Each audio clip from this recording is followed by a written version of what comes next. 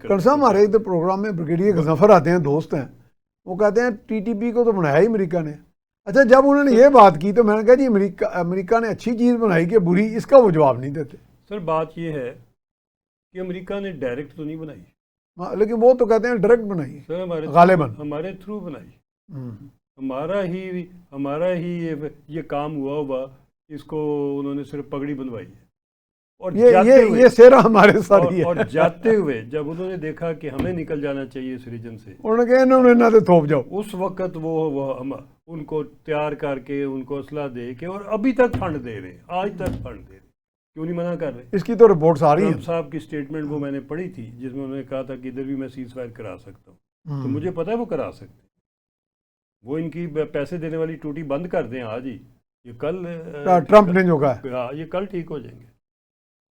लेकिन साहब ये जो मुल्ला हैबत ज़्यादा है, ये तो इतना हैबतनाक है। सर कोई हैबतनाक, लोग कहने का मकसद है ये, अगर किसी को फ़ोन कर दें इंडस्ट्रियलिस्ट को जो 10-50 अरब जिसके बैंक में पड़ा है, सुबह इतने पैसे भेज दो, उसकी तो मैंने देखा है टांगें कांपती हुई इनकी इंडस्ट्रियलिस्ट की, आपने भी देखा, और आराम से उनको पैसे भेज देते आपने भी देखा, ना उसका मनी ट्रेल है, ना इनकम टैक्स है, ना रिटर्न है। सर मैंने भी पिछले 20-30 साल देखे।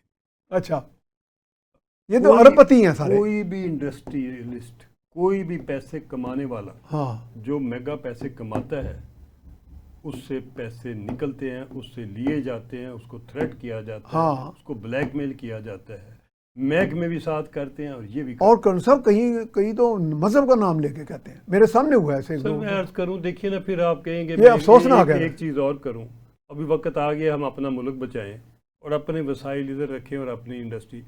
आप लोगों को बिजली बंद, पानी बंद, गुंडागर्दी और डाके शुरू, और हर चीज़ आप जब टाइट करते हैं 45% टैक्स, हम लोगों को फ्लाइट ऑफ कैपिटल इधर से मजबूर कर रहे हैं आप, इधर से उठाओ और पुर्तगाल ले जाओ, और दुबई ले जाओ, बांग्लादेश ले जाओ, टर्की ले जाओ, चाइना ले जाओ। सर ये बहुत कुछ हो गया, अभी कुछ सीरियसली रिफॉर्म्स लाइए। इस मुल्क में हर जगह इस्लाहात की ज़रूरत है, हर जगह, मगर इस्लाहात वो लाइए जो देर पाओ, और सिर्फ मीटिंग ना खेलें, सुबह से शाम तक एक्शन करें। इस्लाहात पहले नाफज करें, उसकी इम्प्लीमेंटेशन चेक करें, उसकी मॉनिटरिंग रखें, उसको टाइट करें पूरा, उसके बाद उसको अनाउंस करें। ये नहीं कि इस्लाहात का प्लान बनता है तो साथ ही सोशल मीडिया वाले वो फंड चल जा के इसको आप सोशल मीडिया पे चढ़ा दें, ये ना करें। फिर होगा क्या कि आपने कोई 150 काम सोशल मीडिया पे चढ़ाए होंगे, तो इलेक्शन आएंगे, लोग पूछेंगे 150 में से ज़मीन पे कितने नज़र आ रहे हैं, वो बताइए, तो वो बहुत कम हो गए। तो काम करें,